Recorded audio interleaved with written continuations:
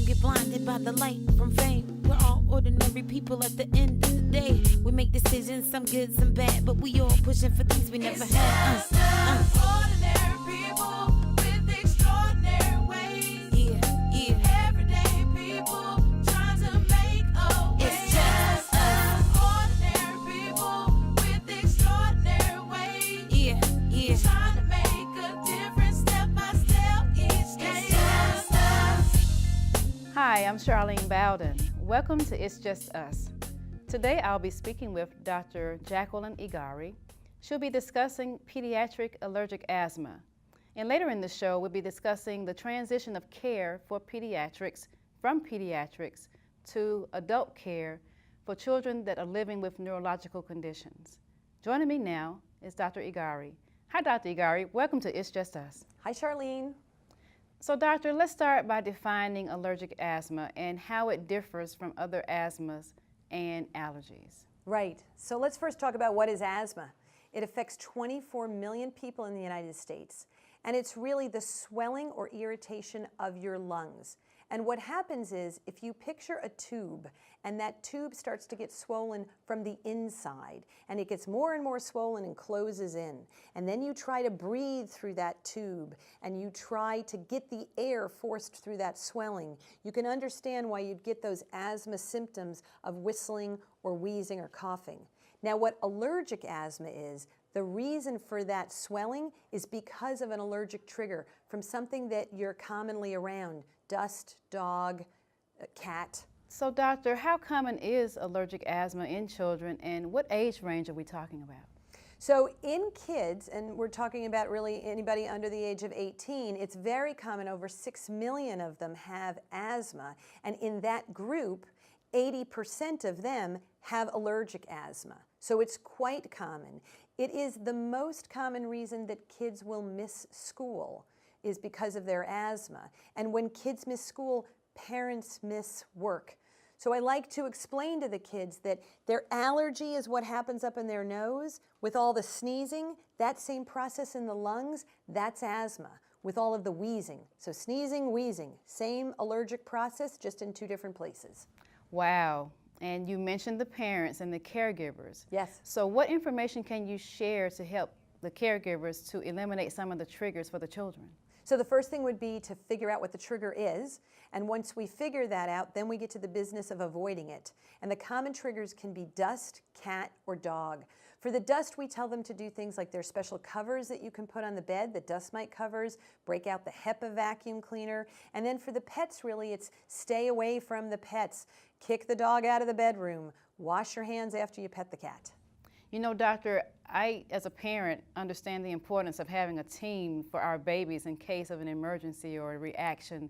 So is this a situation where we need to have a special team in place, a healthcare team, in case there is an allergic attack? Well, sure. In fact, what you want to do is not just wait until you get the attack in order to get that team in place. You want to recognize this is a chronic disease. This process is ongoing all the time. You want to get to a healthcare provider because there really are some medications that can help you manage this disease. And that's one of the things that I wanted to focus on today on behalf of Genentech and Novartis is this new ability of patients that are as young as 6 and older to have access to this medication to help control their asthma.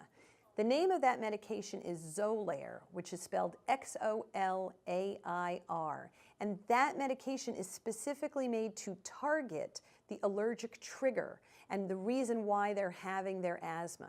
If parents want to find out some more information about this, they can go to the website, which is Xolair.com. And again, it's not spelled with a Z, it's spelled with an X, Xolair.com. And on that website, they'll see some really important information, including the risk of anaphylaxis, which is a life-threatening allergic reaction.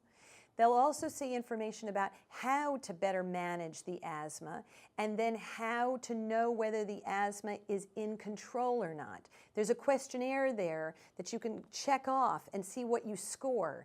And if you score poorly, it means your kid's asthma is out of control. You better go to that team that we're talking about and figure out, what do I need to do to get their asthma under better control? You know, when I hear the numbers and hear percentages, you know, it can be just 1% or 5%. But when you talk about millions or billions of people, even 1% is a lot of people. Right, there's a lot of people. So again, it's the most common type of asthma is allergic asthma. It's happening in over 6 million kids. Sadly, up to 11 people a day die of asthma in the United States, so it's a significant disease. We really want to pay attention to this and get a handle on it. And I encourage people to go find an asthma specialist, whether that be an allergist or a pulmonologist, to really find out what are the right medications, what can we do to keep this under better control and decrease those number of asthma attacks. Thank you for that, doctor. And please give us the website again. Surely, so that's Xolair, XOLAIR.com. Thank you so much for this information, doctor, and thank you so much for your time. You're welcome. Thank you for having me.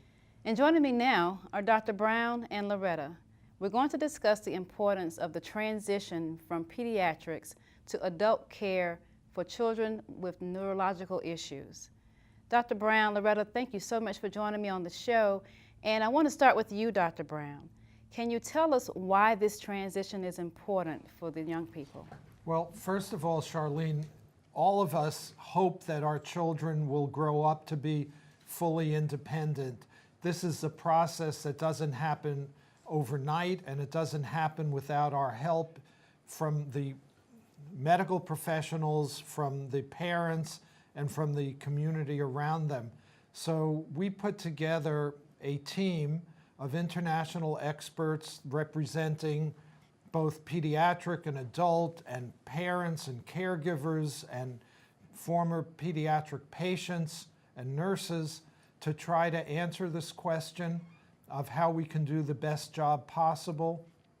And with the help of Eisai Pharmaceutical, we came up with a variety of core principles that we think can help not only the 1 in 6 children with neurologic disorders ranging from epilepsy to attention deficit disorder, from multiple sclerosis to migraine, and many others in cerebral palsy, that we should be able to come up with common principles that would help them to achieve those goals. Okay, thank you, doctor. So am I hearing that regardless of the background of the children, the most important thing here is for the presenting issue to be the main focus in getting care and help for these children? Yes, we think that these are generic principles that could be applied to any neurologic disorder and indeed any pediatric specialty disorder for all and any children with special health care needs. Very good. So Loretta, I want to bring you in the conversation. You've actually had experience as a caregiver. Tell us more. Well, my son Daniel was diagnosed with Lennox-Gastaut syndrome when he was very young, LGS, which involves a lot of different kinds of seizures. And he was oftentimes in medical crisis, several times life-threatening. So he was seen by a pediatric neurologist throughout his childhood. When he got into his teen years, we were faced with that decision of trying to find an adult neurologist. That wasn't easy, and there were not any guidelines at that time to help us. So that was a very frustrating time for us and caused a lot of anxiety about trying to find the right person for our team and to fit with our needs and with the needs of our son. It would have been very helpful for us to have those guidelines. I'm sure. You know, thank you so much for sharing your story. Dr. Brown, how can parents with children that have this disorder prepare for the transition? Well, the very first step is to consider that this is a process. It's not the handover from the pediatric specialist to the adult specialist. That's the transfer, and that's the last step. And so the first steps ought to begin very early as 12 or 13 years. And I would recommend to families that if they've not already had this discussion with their pediatrician or neurologist, that they advocate to begin the conversation early.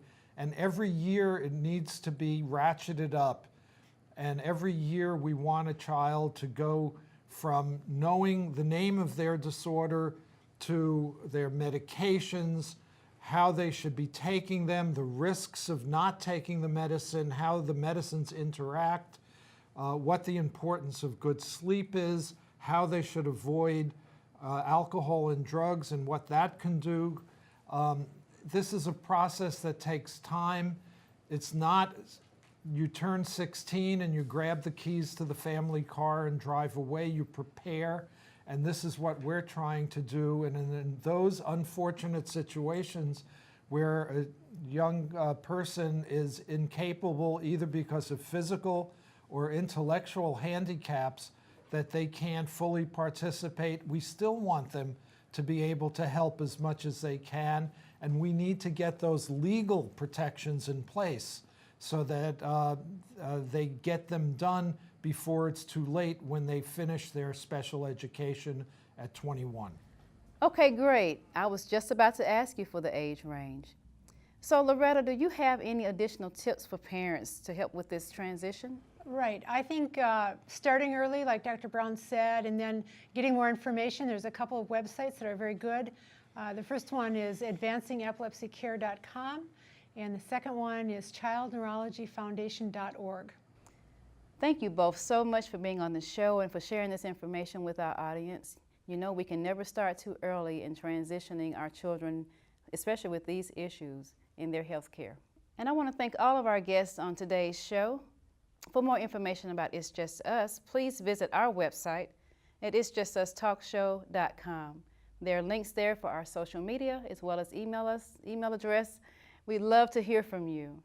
Until next time, I'm Charlene Bowden, and I hope that you will continue to happen to life. Take good care.